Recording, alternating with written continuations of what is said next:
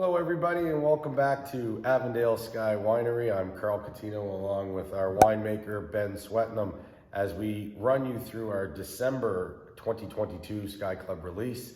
It's a very special festive holiday one. Ben's got his sweater. I tried to get as festive as I get. But we have our Sky Club release party coming up on Sunday, December the 11th here at the winery from 12 to 3 p.m. We hope that all of you are able to make it. If you decide to wear a nice festive sweater like Ben, please do. We've heard from a few Sky Club members, oh, make it an ugly Christmas sweater party as well. Some people have ugly ones, some people have really pretty ones. So if you feel like wearing a festive sweater when you come, please do. One thing you will be receiving in your Sky Club kits this year is a chiller sleeve. So it's an Avondale Sky chiller sleeve, which if you were here through the restaurant this year, you would have seen this. It's nice branded on both sides. Nice gel pack, keeps your wine nice and cold. Everyone will be receiving one of these with their kit, so make sure you check your package to make sure you do receive that as well. And just a quick plug that we still have some of the Pinot Gris available, exclusive for Sky Club members. So if you'd like to get any of that, please let us know when you're placing your order. Or if you're at the winery, you can certainly pick it up that day as well. But you don't need a chiller sleeve for any of these, they're nice and cold. And Ben's gonna run us through an awesome release. I think it's got a little bit of some dry, some sweet, and a lot of favorites too. So Ben, without any further ado, I'll let you kick us off. Yeah, sure thing. We'll start right off with our newly released Muscat. This is from the 2021 vintage. And so this particular year, we didn't have very much Osceola Muscat, but we had a really good harvest of the New York. And in years past, we've had Osceola from a grower, and we didn't have access to that fruit this year. But we have planted some Osceola Muscat, which, as of the 2022 vintage, is starting to produce a reasonable amount. But this year, you'll notice it's got a lot more of that really nice kind of salmon pink sort of color. And that all comes from the New York Muscat grape because it's almost purple sort of grape. The flesh is really light, and so it makes a white wine. And depending on the season, some years, especially when it's a warmer year with a lot of sunlight like we had in 2021, then you get a little bit more of that color in the grape, and more of it translates through into the wine. And so with New York Muscat, it's one of the most aromatic Muscat grapes on the planet. And so you really get that super strong, like lychee or lychee, depending on where you're from, and that nice kind of rose water sort of nose as well, that floral fruit. There's also a little bit of Osceola Muscat. Our estate planting of an acre of Osceola had just started to produce a tiny little bit that year, so there's a little bit of that, and that punches up the more grapey, fruity Muscat kind of tones. And then very, very small amounts of both Frontenac, Gris, and Blanc, just to bring the acidity up a little bit. New York Muscat can be a little bit lower in acidity sometimes, and so it can need just a little bit of a boost just to find that balance. Yep. And so is in general the Osceola though is just not as aromatic? Typically, yeah, it's more on the grapier Muscatty kind of thing, and it's one of the more mild Muscat grapes out there, which is why I usually end up blending the two together, and you get the real aromatic punch from the New York, and then you get the nice fleshy, fruity kind of grapey notes from the Osceola.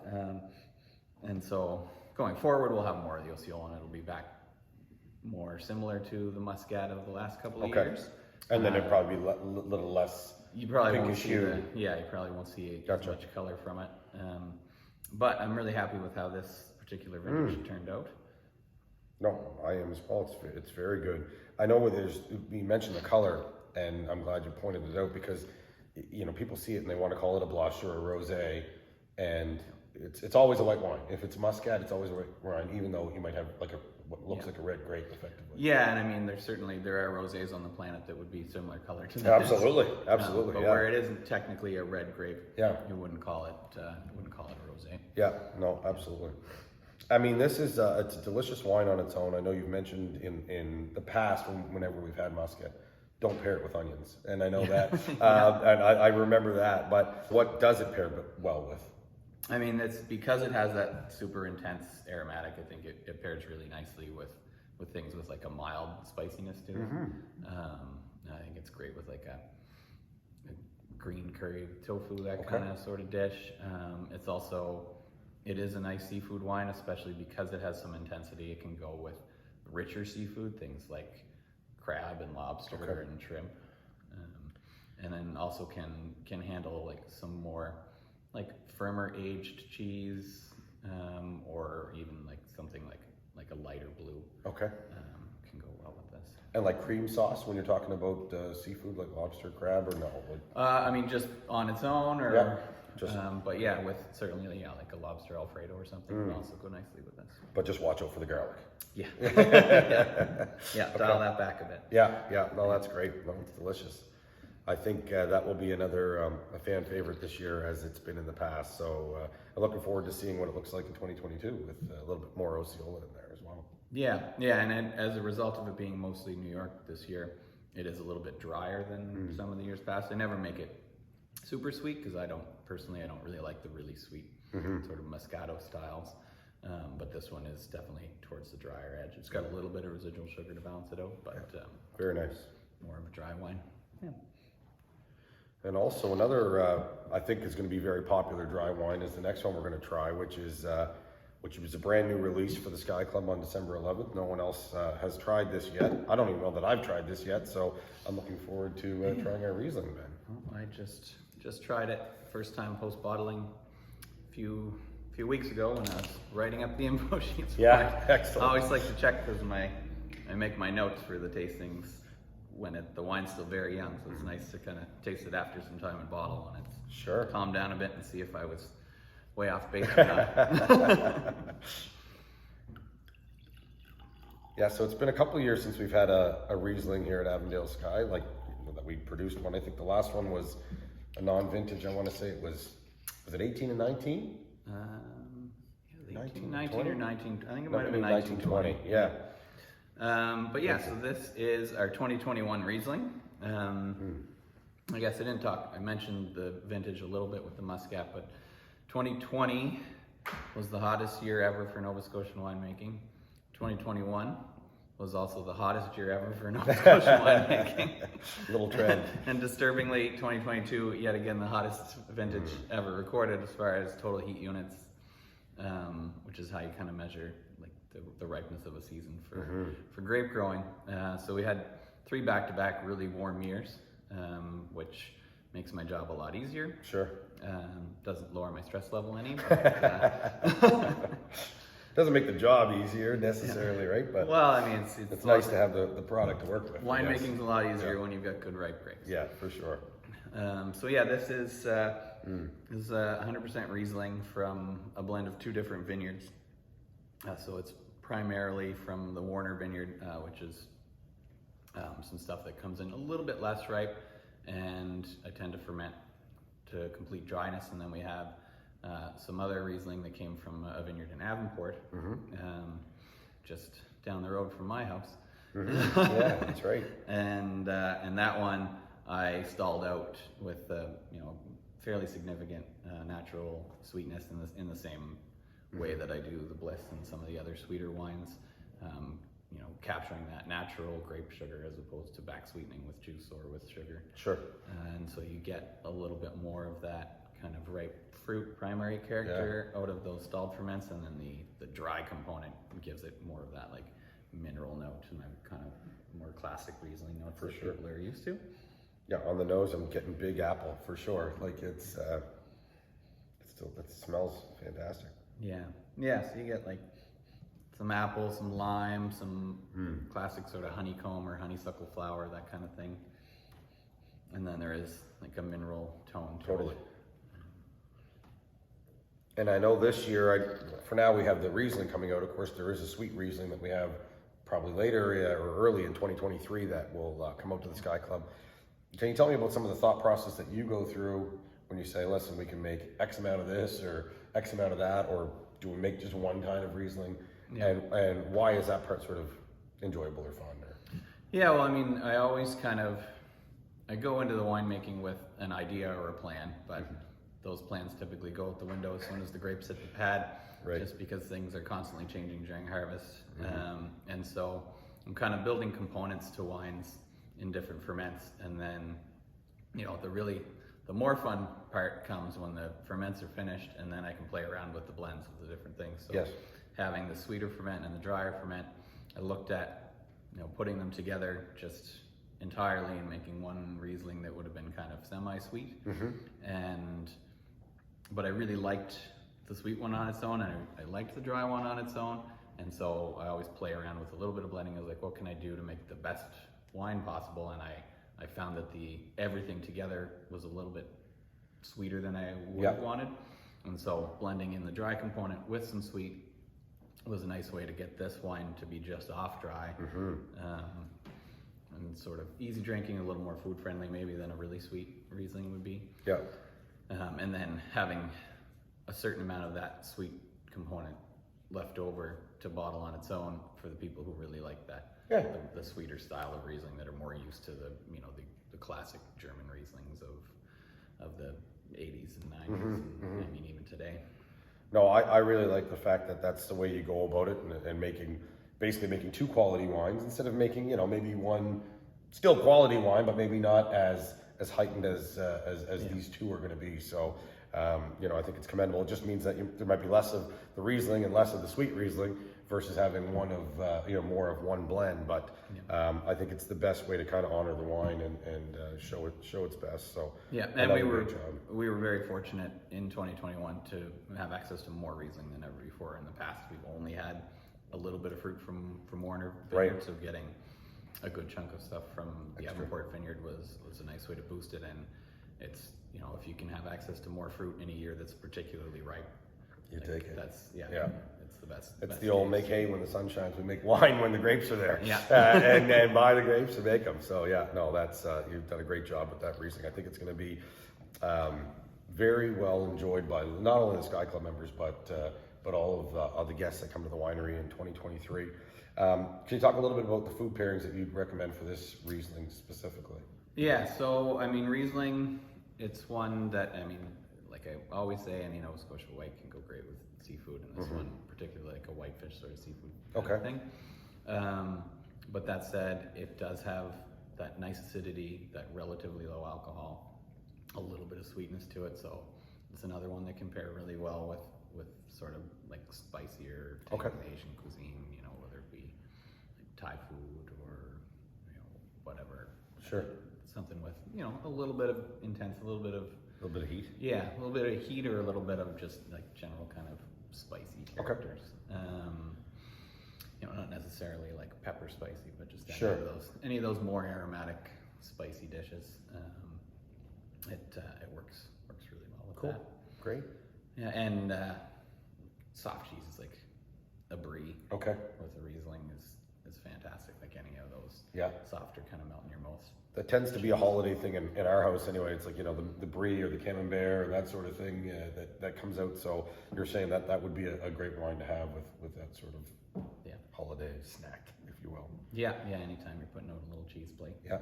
Awesome. This Riesling will go great with that. Perfect.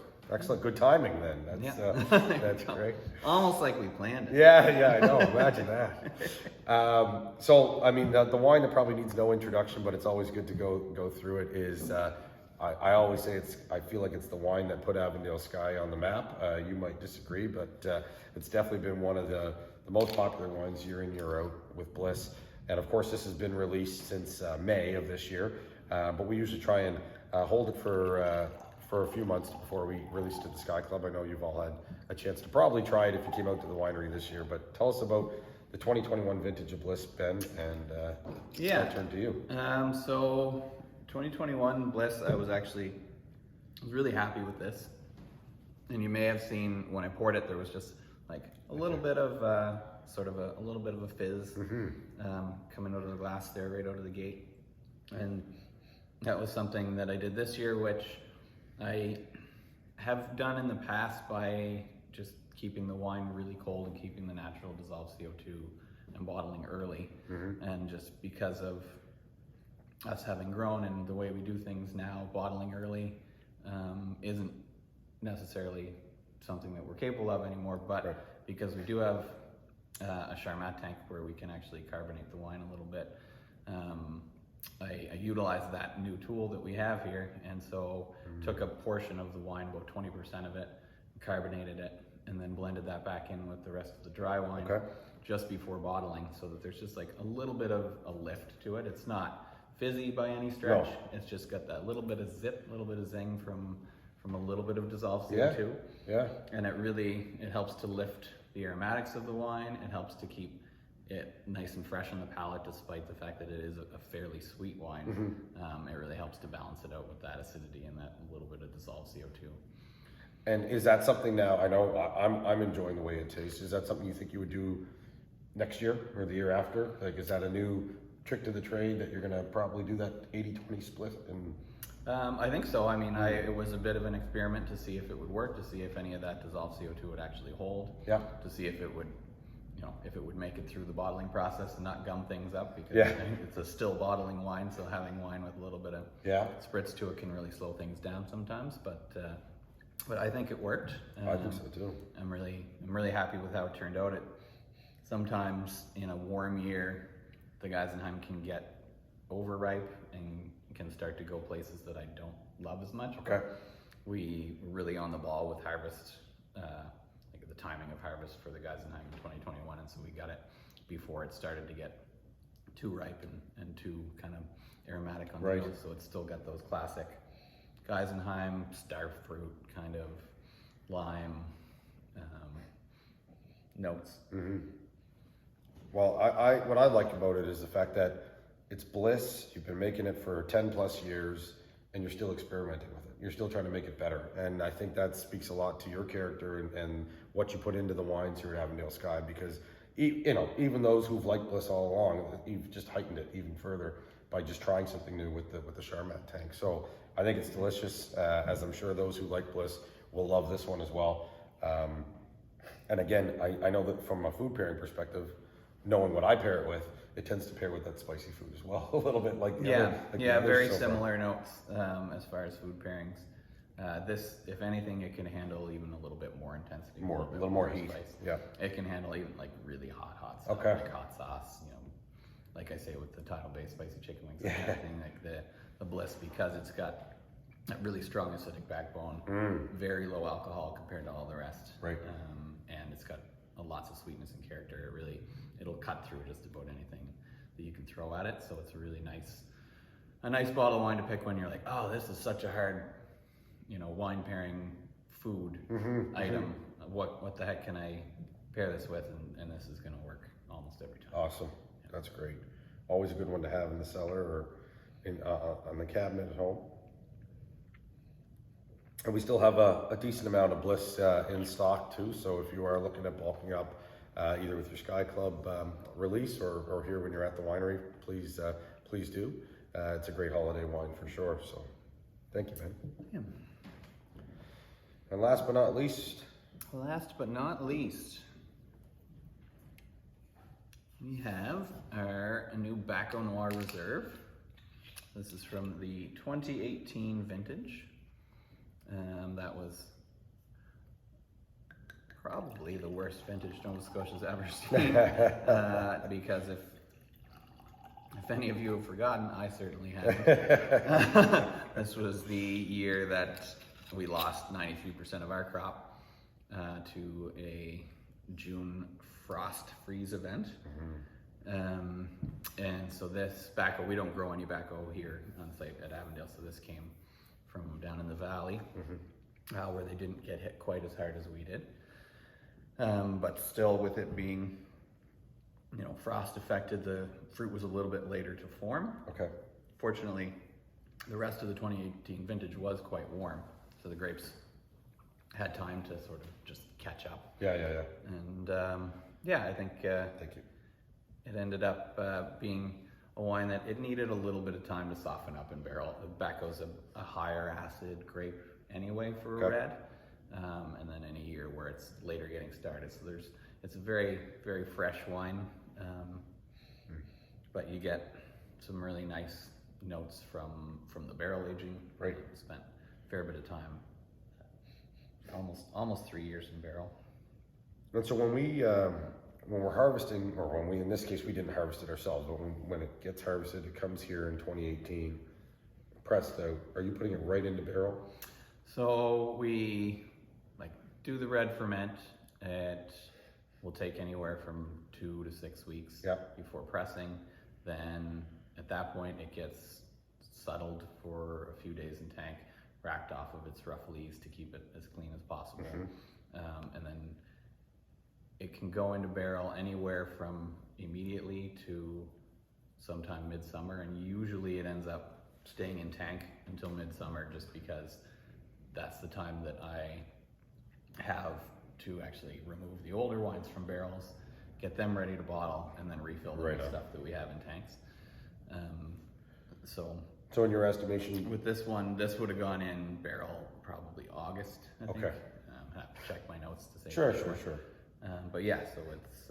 And do you think a difference of a few months in barrel makes a significant difference in the taste? Like, if, hypothetically, let's say there was nothing in the barrels before and it went in January versus August, would you pick up more characteristic, or is it just kind of hit an optimal? If it's a new barrel, and especially for shorter aging periods, you'll notice a difference. Like the difference between 2 months and 6 months is huge, but the difference between 12 months and 18 months is a lot less. Right. And after about 2 years, you're really not necessarily seeing a lot of difference as far as extracting character from the oak. Right. You're still mellowing the wine with that micro-oxygenation over time. Okay.